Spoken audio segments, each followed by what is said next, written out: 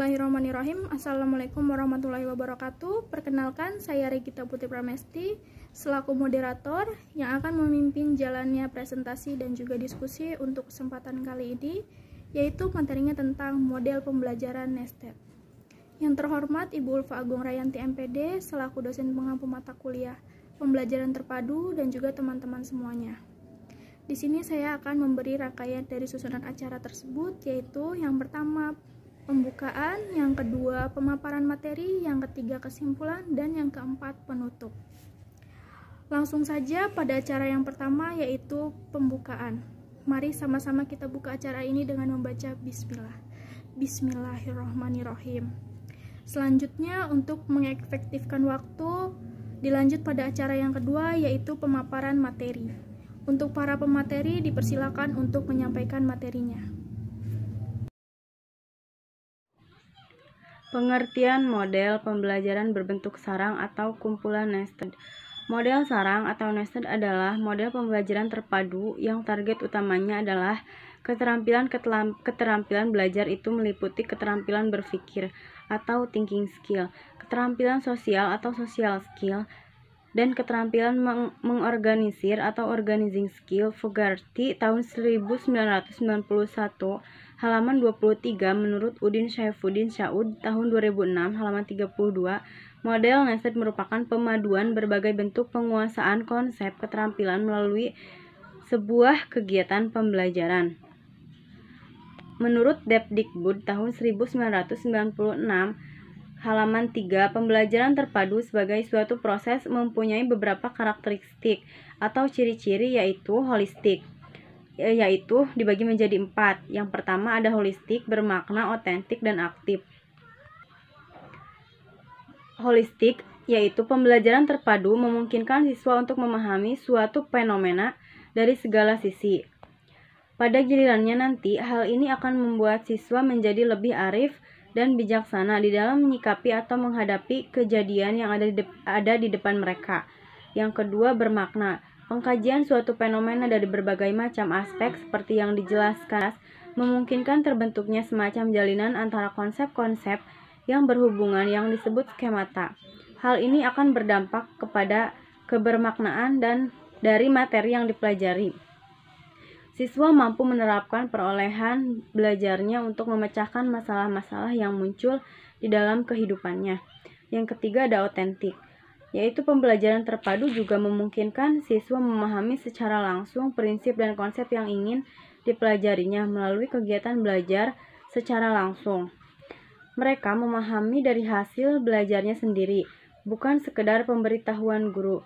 Informasi dan pengetahuan yang diperoleh sifatnya menjadi lebih otentik. Misalnya, hukum pemantulan cahaya diperoleh siswa melalui kegiatan eksperimen. Guru lebih banyak bersifat sebagai fasilitator dan katalisator, sedang siswa bertindak sebagai aktor pencari informasi dan pengetahuan. Guru memberikan bimbingan ke arah mana yang dilalui dan memberikan fasilitas seoptimal mungkin untuk mencapai tujuan tersebut. Dan yang terakhir yaitu ada aktif. Adalah pembelajaran terpadu menekankan keaktifan siswa dalam pembelajaran baik secara fisik, mental, intelektual maupun emosional. Guna tercapainya hasil belajar yang optimal dengan mempertimbangkan hasrat, minat, dan kemampuan siswa hingga mereka termotivasi untuk terus-menerus belajar. Di samping itu, pembelajaran terpadu menyajikan beberapa keterampilan dalam suatu proses pembelajaran. Selain mempunyai sifat luas, pembelajaran terpadu memberikan hasil yang dapat berkembang sesuai dengan minat dan kebutuhan anak. Baik, selanjutnya langkah-langkah model pembelajaran berbentuk sarang atau kumpulan nested. Pada dasarnya, langkah-langkah pembelajaran terpadu tipe nested atau tersarang mengikuti tahap-tahap yang dilalui dalam setiap pembelajaran terpadu yang meliputi 3 tahap, yaitu tahap perencanaan, pelaksanaan, dan tahap evaluasi. Tahap perencanaan.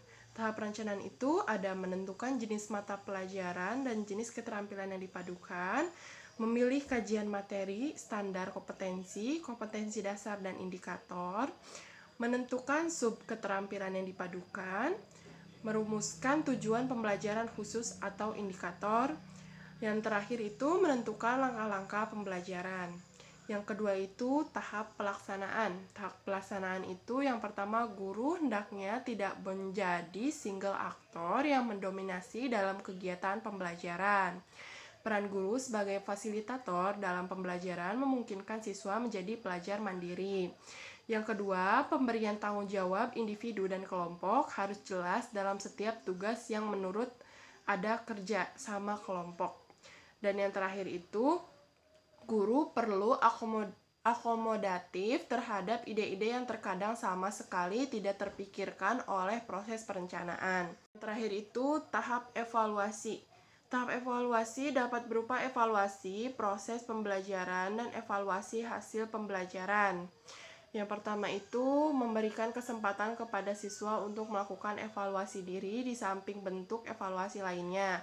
Yang kedua, guru perlu mengajak para siswa untuk mengevaluasi perolehan belajar yang telah dicapai berdasarkan kriteria keberhasilan pencapaian tujuan yang akan dicapai.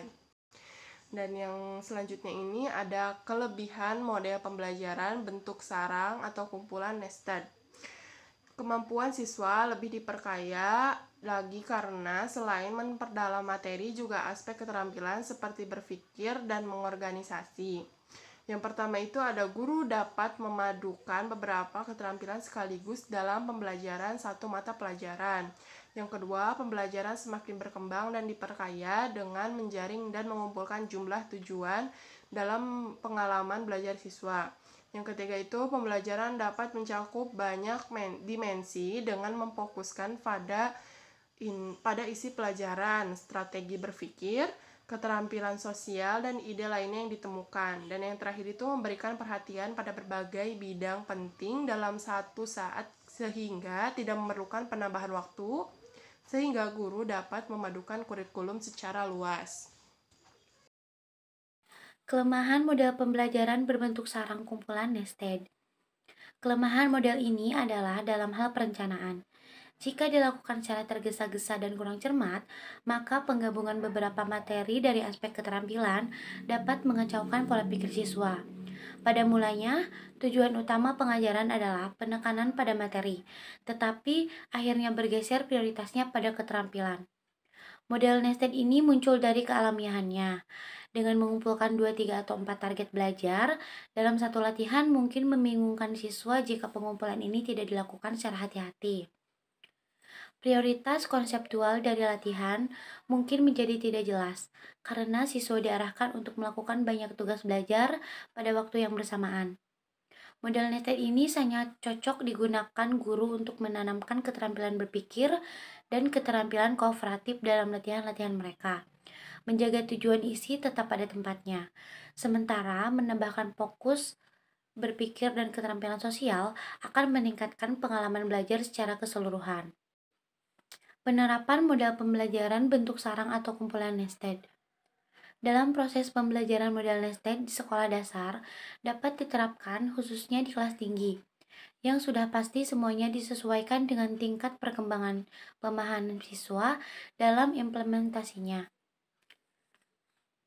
Ini diawali dengan menentukan konten yang dicapai dalam satu mata pelajaran dan jenis keterampilan yang dipadukan, dengan menggunakan pokok bahasan atau subpokok bahasan sebagai bingkai untuk menyarang keterampilan, konsep dan perilaku yang diharapkan tercapai. Kemudian menentukan keterampilan-keterampilan lain yang akan dikembangkan untuk mencapai tujuan pembelajaran. Setelah hal ini dilakukan, maka ditentukan langkah-langkah pembelajaran yang diperlukan sebagai strategi pembelajaran dengan mengintegrasikan setiap keterampilan yang akan dikembangkan.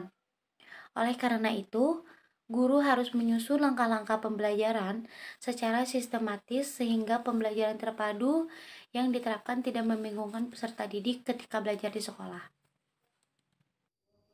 Pembelajaran terpadu menekankan keaktifan siswa dalam pembelajaran baik secara fisik, mental, intelektual, maupun emosional, guna tercapainya hasil belajar yang optimal dengan mempertimbangkan hasrat, minat, dan kemampuan siswa sehingga mereka termotivasi untuk terus belajar.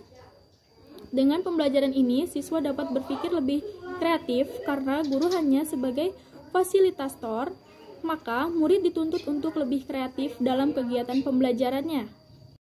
Dan acara yang terakhir yaitu penutup. Mari kita tutup dengan membaca Alhamdulillah bersama-sama. Alhamdulillah dilanjut untuk pertanyaan melalui WhatsApp group. Terima kasih atas perhatiannya dan partisipasinya. Saya tutup. Billahi taufiq walhidayah. Wassalamualaikum warahmatullahi wabarakatuh.